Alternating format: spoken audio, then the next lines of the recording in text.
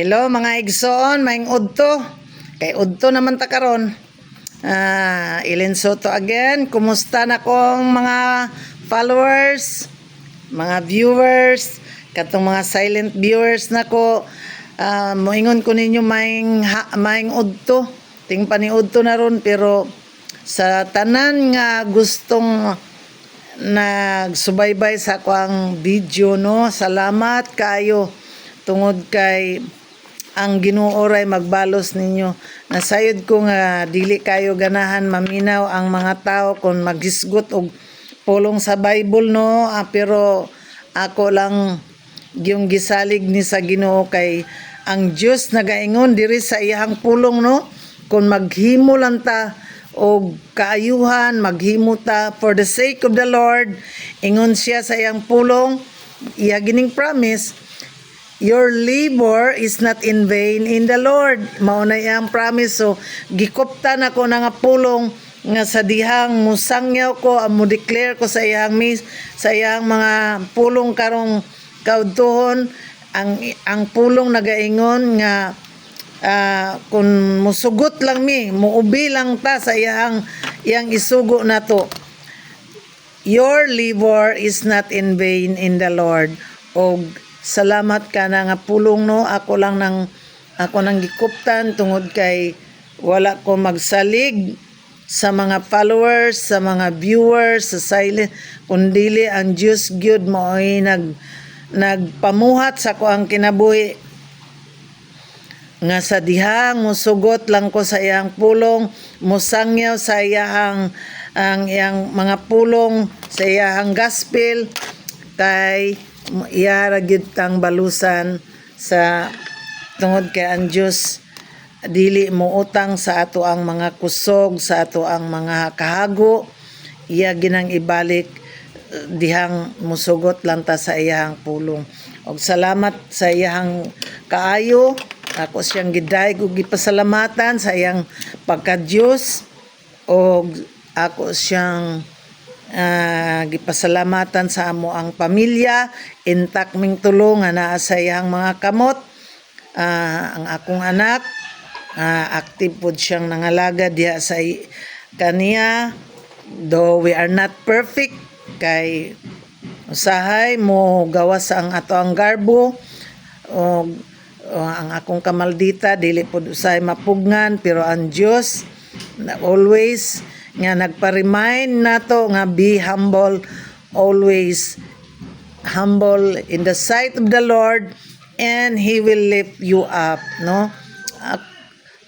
Ako sugot lang gyud ko sa iyang pulong tungod kay dili kay ko makalakaw og musangyaw sa iyang pulong. Pero I believe through Facebook, through social media, daghang tao nga makadungog niani, ilabi na sa iyang pulong, tungod kay nagaingon siya nga ang iyang pulong mao'y ato ang lamparahan sa ato ang tiilan og suga sa ato ang aligyanan. Ang Psalm 119 verse 105 nagaingon, your word is a lamp unto my feet and the light unto my path, no. Mga wala ta, mga igsuon, sa magkarambol, magkawandog-wandog ta kung wala tay pulong sa Ginoo, kung wala ta nagabasa sa iyang pulong og nagamatuto niani, tungod kay dili man ang iyang pulong bakakon. The God of Israel, the God of Isaac and Jacob is a faithful God. Sukad pa kaniadto og labaw karon, is the same God yesterday, today, and forever. So kung ang Dios namuhat kaniadto, the same God nga mamuhat usab karon sa ato ang mga kinabuhi.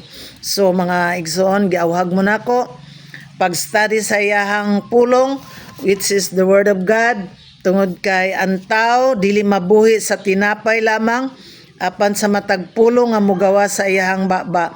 A man shall not live by bread alone, but every word that proceedeth out of the mouth of God. Makita nato na sa Matthew chapter 4 verse 4. Sayon ra na siya mga igsoon imong memorizon Matthew 4:4, Luke 4:4, and Deuteronomy 8 chapter 8 verse 3 nagaingon that a man shall not live by bread alone but every word that proceedeth out of the mouth of God, no? Ang tao dili mabuhi. Ayaw na ta ng mga mayon-ingon nga maningkamot lang ko. Yes, okay man ang maningkamot mga igsoon, pero ubanan gyud nato sa pagtuo nga ang Dios mao gituburan ang tanan, the source of everything, sa kusog, sa kaalam ug kahibalo, sa ato ang maayong panglawas, sa atong gikaon, tungod kay for ingon siya, for without me you can do nothing. So ana lang mga igsoon, atong timan-an nga wala ang Dios, wala gitay mahimo. So bisag unsaon na to paningkamot mga igsoon, kung wala tay pulong nga atong gikuptan gikan sa Bible, gikan kay kani nga Biblia ato maning gituhuan nga iyahang pulong. So ana lang atong memorizon gina mga igsoon ug atong ikinabuhi, kay dili lamang pud taman nga mag-memorize ta ning iyang pulong, kun dili ato puning ikinabuhi, kay malipay ang Ginoo sa dihang duna kay pulong nga imong gikuptan. Kay sa dihang magkawandog-wandog ka, Lord, nagaingon ka, imo manang isumbat sa Ginoo nga Lord, nagaingon ka nga ang tao dili mabuhi sa tinapay lamang apat sa matag pulong nga mogawas sa iyang baba. Mao na daghan pag yung mga pulong nga imong isumbat sa Ginoo nga Lord, nagaingon ka nga dili minimo pasagdan ni bayaan. So ana ang tanan nimong ang promises sa Ginoo ani mga igsoon, imo gini siyang istorya sa Ginoo nga Lord, ingon man ka nga di minimo pabayaan ni pasagdan. So ana ang Ginoo pod ana, ikaw may tag-iya sa akong kinabuhi, ikaw may maayong doktor, ikaw ang source sa tanan namong gipang kaon, sa tanan namong nakaptan sa mo ang mga kinabuhi. So labaw sa tanan mga igsoon, you acknowledge God nga sa gitagaan kanyag maayong hunahuna, talent, skills, o kanang maay kag mamaba mga igsoon. Ako maayo man ko sa mga minaldita mga igsoon, pero karon sa dihang madumduman ako nga ang dili pwede nang magminaldita sa dihang nangalagad ta sa Ginoo. So ako ginang gichiris og labaw sa tanan, ako ginang gikinabuhi nga dili na unta ko masayop diha sa inyong atubangan. So ana lang mga igsoon, no? Dalaygon ang Dios sa iyahang pagkamaayo, dumduman nato karon mga igsoon nga ang tao, a man shall not live by bread alone but every word that proceedeth out of the mouth of God. Tulo na ka verses mga igsoon nga makita nato sa Bible from Genesis to Revelation, gikan sa Old Testament paingon sa New Testament. Makita nimo na nga ang tao dili mabuhi sa tinapay lamang apan sa matag pulong nga mogawas sa baba sa ato ang Dios.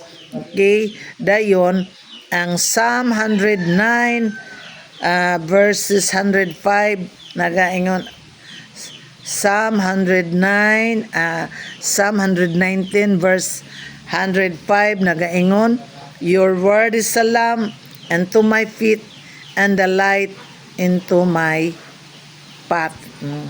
Maunay siya suga, lampara sa atong mga tiilan o suga sa atong mga alagyanan.